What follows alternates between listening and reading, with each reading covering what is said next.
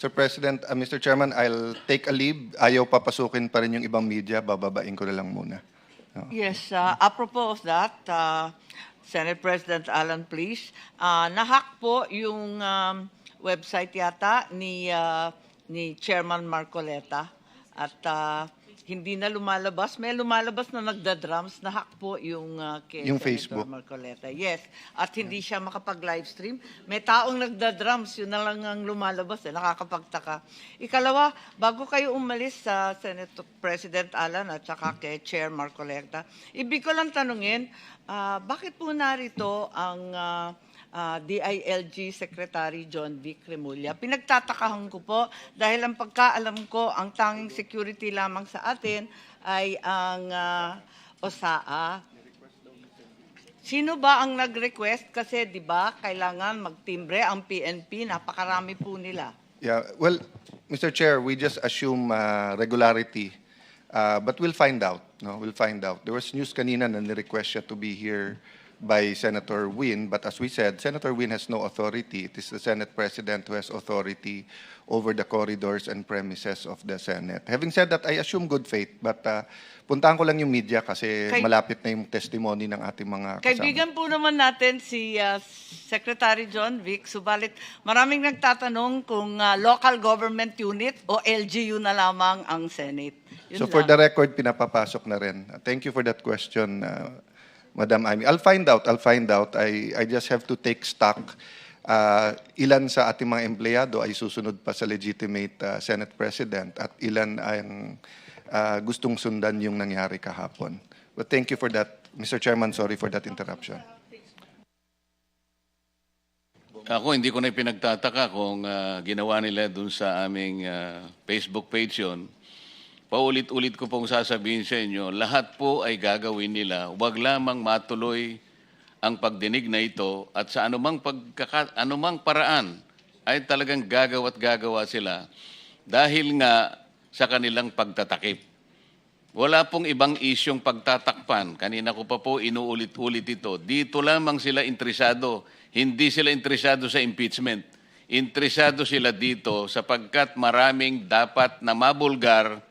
Ngunit natatakot silang malaman ng buong sambayanan kung sino-sino sila. Ganun po ka-importante ang pagdinig na ito. Kaya huwag kayong magtaka. Attorney Baligod, huwag kang magtataka rin kung ang pagnanakaw ay napunta na sa iba't ibang bagay pa. Malalaman mo naman, ninakaw na nga yung karapatan namin sanang magano rito. Akala nila siguro hindi kami papasok sa araw na ito at maniniwala kami sa kanilang ginawa. Hindi po totoo lahat yon. Alam naman ninyo, kagaya sa ombudsman at saka sa kasama nila sa 11, sila ang promotor ng bend the law. Hindi ba? Nakalimutan nyo na ba yun? At sinang-ayunan nga yun ng pinuno ng ombudsman. Alam na ninyo ito.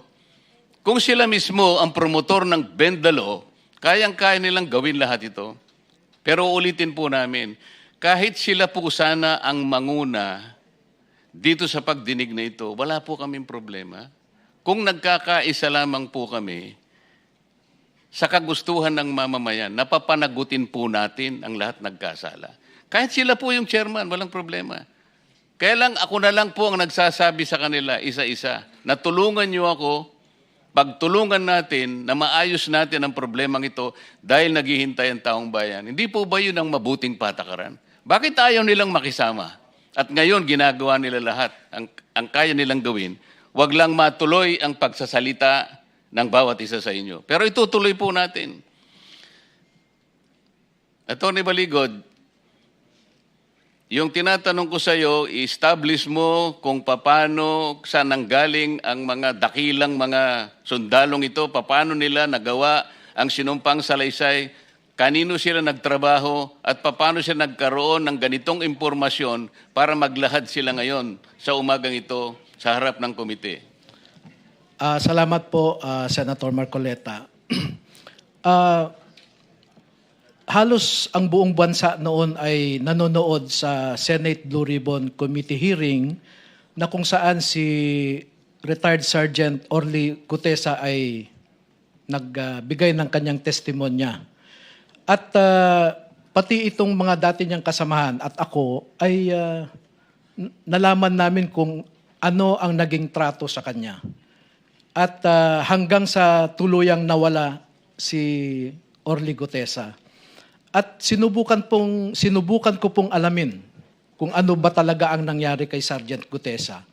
At salamat naman sa impormasyon ng ilang mga kaibigan natin sa Armed Forces of the Philippines na nakapagkwento kung ano ba talaga.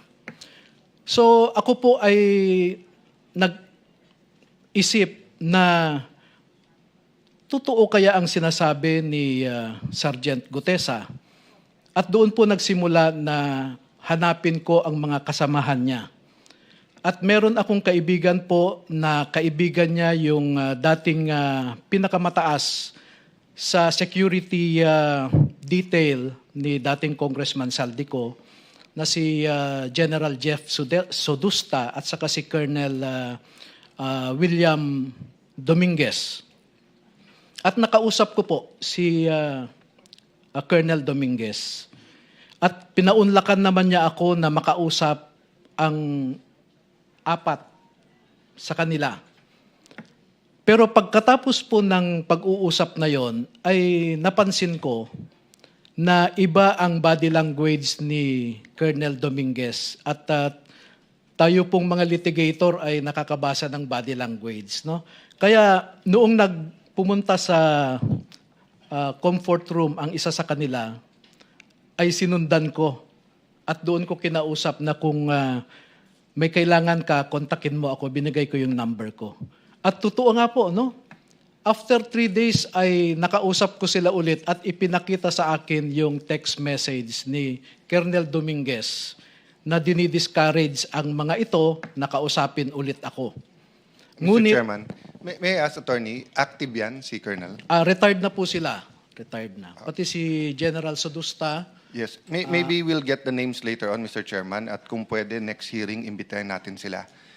As sinasabi parati ni Senator Lacson, sundan natin yung ebidensya. Diba? So as the names are mentioned, may I ask the Secretariat to take note and then maybe any member can manifest, Chairman, kung sino ang dapat maimbita later on. Thank you, Mr. Chairman. So nung kumontak po nga ang isa sa akin, ang sinabi niya ay dinidiscourage sila ni retired Colonel Dominguez, nakausapin ulit ako. Pero nararamdaman ko sa kanila. Hindi bali na yun.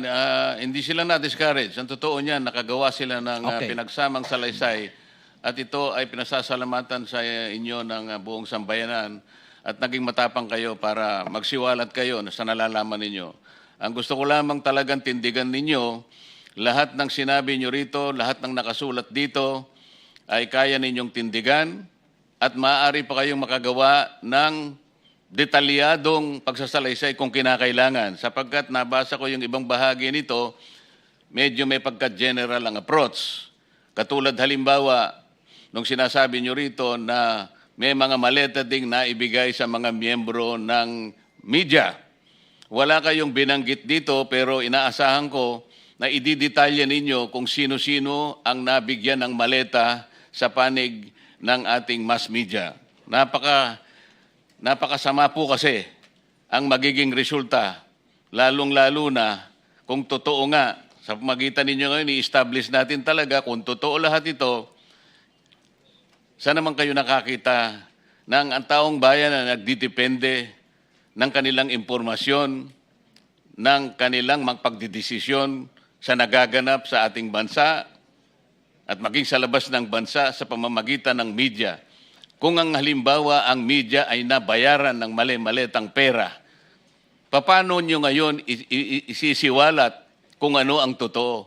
Hindi na magiging balanse. Kapwa na tayo ngayon malilinlang, kapwa na tayo ngayon maililigaw dahil ang media napaka-importante po ang kanyang partisipasyon sa ating lipunan.